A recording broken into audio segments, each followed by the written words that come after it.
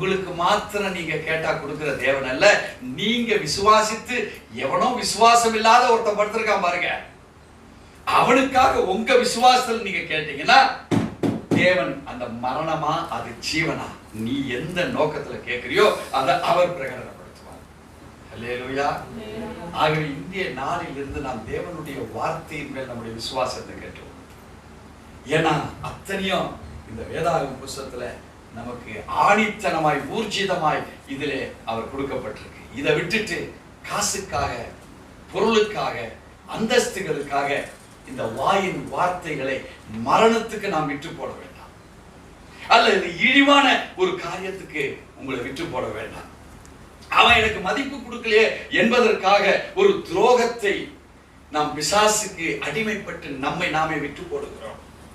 அல்லது எனக்கு அவன் கொடுக்க வேண்டியதை கொடுக்கல அப்படி என்பதற்காக ஒரு வெறி உண்டாகுது, மனதில் ஒரு கசப்பு உண்டாகுது. தேவ ஜனமே, உனக்கென்று வைத்திருக்கிற அந்த விசுவாச வார்த்தையின் மேல் நீ கட்டப்படுகிற வீடா இருப்பாயானால் உன்னை எத்தனை ஆண்டுகள் உன்னை வாழ வைக்கிறாரு இன்னைக்கு நீங்க டெஸ்ட் பண்ண ஆரம்பிங்க.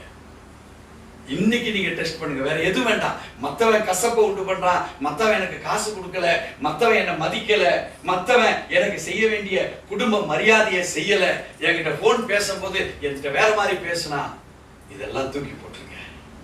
இந்த வார்த்தைகள் மரணத்துக்கு உண்டானவை.